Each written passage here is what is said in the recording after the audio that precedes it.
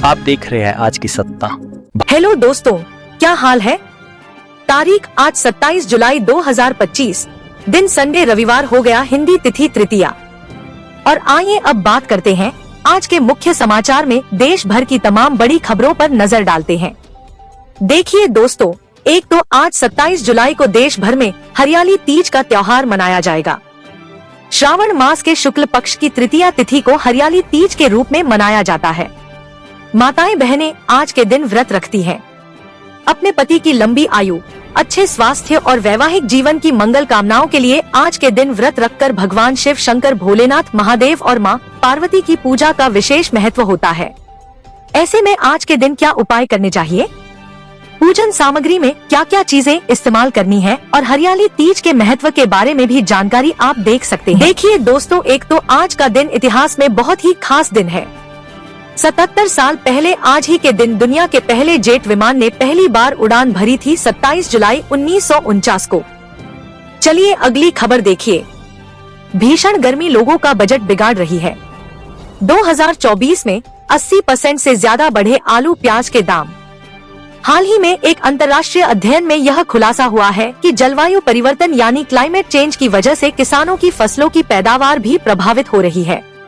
इस वजह से फल, सब्जियां वगैरह सब कुछ महंगे हो रहे हैं दिनों, और दुनिया भर में आर्थिक असमानता बढ़ रही है। चलिए अगली खबर देखिए। हमारे देश के प्रधानमंत्री नरेंद्र मोदी का पूरी दुनिया पर चला जादू। लोकतांत्रिक देशों में सबसे लोकप्रिय नेता चुने गए, एक बार फिर से दुनिया भर के सर्वे में पीएम मोदी दुनिया के नंबर 1 नेता बने। अमेरिकी राष्ट्रपति डोनाल्ड ट्रंप और मैक्रो भी पीछे छूट गए हैं। दरअसल democratic global leader approval rating के लिस्ट में भारत के प्रधानमंत्री नरेंद्र मोदी टॉप नंबर 1 पर रहे। दक्षिण कोरिया के राष्ट्रपति दूसरे स्थान पर रहे। टेरिफोर की वजह से डोनाल्ड ट्रंप को 8वां स्थान मिला। यह आप वो लिस्ट देख सकते हैं जो नए सर्वे में दुनिया के सबसे विश्वसनीय नेताओं की लिस्ट में नरेंद्र मोदी पहले नंबर पर चुने गए। 75% सर्वे में भाग लेने वाले लोगों ने पीएम मोदी को वोट किया। चलिए अगली बड़ी खबर देखिए। राजस्थान झालावाड़ में स्कूल हादसे के बाद अब केंद्र सरकार बड़ी एक्शन में आई और आदेश दिया कि देश के सभी स्कूलों की इमारतों की जांच होगी है। अभी 2 दिन पहले आपको पता होगा, राजस्थान झालावाड़ में एक स्कूल की छत गिरने से 7 बच्चों की मौत हो गई थी। तो इस घटना के बाद अब केंद्र सरकार ने देश भर के सभी स्कूलों में सुरक्षा ऑडिट कराने के निर्देश दिए हैं। सभी राज्य सरकारों को इस संबंध में पत्र भेजकर आदेश जारी किए गए और राजस्थान सरकार भी इस हादसे के बाद एक्शन में आई। राज्य के सभी जर्जर स्कूलों के मरम्मत पर फोकस बढ़ाया जाएगा। इसके लिए बजट में 375 करोड़ का प्रावधान भी रखा गया है। और वहीं देखिए, इस हादसे की घटना पर मुआवजे को लेकर भी आलोचना की जा रही है कि प्लेन में मरने वालों को 1 करोड़ का मुआवजा दिया जा रहा है, जबकि स्कूल में बच्चों के मरने पर सिर्फ 1 लाख रुपए के मुआवजे का ऐलान किया गया। झालावाड़ हादसे पर राजस्थान के पूर्व मंत्री ने वर्तमान सरकार से सवाल भी उठाए। अभी 2 दिन पहले जो राजस्थान झालावाड़ में स्कूल बिल्डिंग गिर गई थी, जिसमें 7 बच्चों की मौत हो गई। अभी भी 9 बच्चों की हालत काफी गंभीर चल रही है। हालांकि इस घटना के बाद 5 टीचर को सस्पेंड कर दिया गया। शिक्षा मंत्री ने भी कहा कि जिम्मेदार तो मैं ही हूँ। चलिए अगली खबर देखिए। पीएम नरेंद्र मोदी मालदीव की 60वीं स्वतंत्रता वर्षगांठ पर मुख्य अतिथि के रूप में शामिल हुए हैं। इस दरमियान भारत मालदीव ने मछली पालन और इको टूरिज्म में सहयोग के लिए भी एक अहम समझौता किया और अब पीएम मोदी ब्रिटेन, मालदीव दोनों देशों का दौरा समाप्त करने के बाद तमिलनाडु राज्य के लिए उड़ान भरे और मालदीव से सीधा तमिलनाडु पहुंचे। यहां 4,800 रुपए करोड़ से भी ज्यादा की विकास परियोजनाओं की सौगात दी। 2 दौरे पर तमिलनाडु रहेंगे प्रधानमंत्री नरेंद्र मोदी और भी कई परियोजनाओं का उद्घाटन और शिलान्यास करेंगे। मालदीव से तमिलनाडु पहुंचने के बाद पीएम ने इन योजनाओं का शिलान्यास करते हुए जनसंबोधन भी दिया और अपने विदेश दौरे पर भी बातचीत की है। आज राजेंद्र चोल की 1000वीं जयंती पर श्रद्धांजलि भी देंगे। पीएम मोदी ने तमिलनाडु में एयरपोर्ट का नया टर्मिनल, हाईवे, पोर्ट और रेलवे, पावर ट्रांसमिशन प्रोजेक्ट समेत कई सारी परियोजनाओं का उद्घाटन किया और इस दरमियान पीएम मोदी बोले कि ऑपरेशन सिंदूर में मेक इन इंडिया की ताकत दिखी है। स्वदेशी हथियारों ने आतंकी ठिकाने मिट्टी में मिलाए, आतंक के आकाओं की नींद उड़ाई।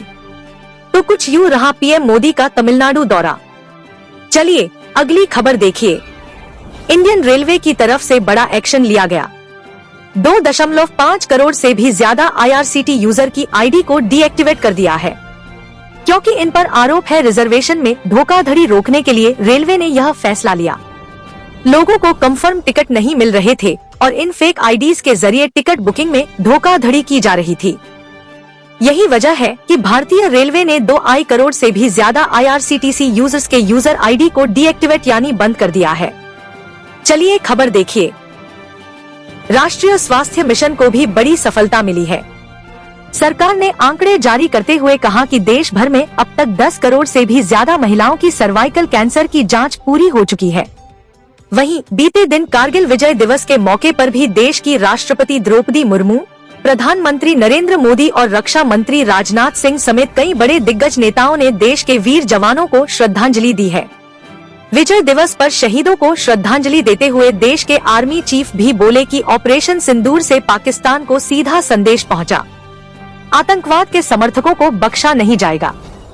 Army chief general Upendra Dwivedi ने द्रास में कारगिल विजय दिवस पर आयोजित कार्यक्रम को संबोधित किया और केंद्रीय मंत्री जितिन प्रसाद का भी कहना है कि केंद्र सरकार ने लघु उद्योगों, स्टार्टअप्स और महिला उद्यमियों के लिए JM पोर्टल की पहुंच बढ़ाई है।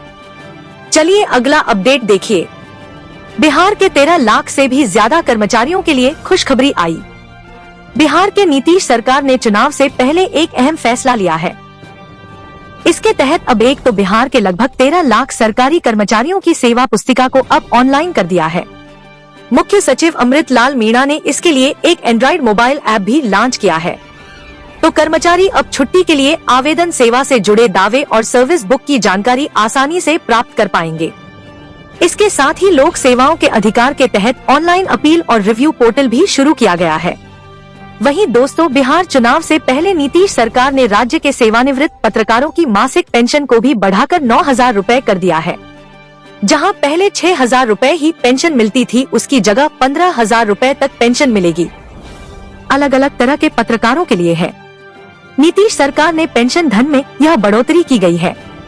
बिहार में कुछ ही दिन बाद विधानसभा चुनाव आने वाले हैं और इससे पहले यह देख सकते हैं आप नीतीश सरकार के कुछ बड़े फैसलों की जानकारी भी है। बिहार पत्रकार पेंशन सम्मान योजना के नाम से नई योजना शुरू की गई और पेंशन की धनराशि को बढ़ाकर दोगुने से भी ज्यादा कर दिया गया है।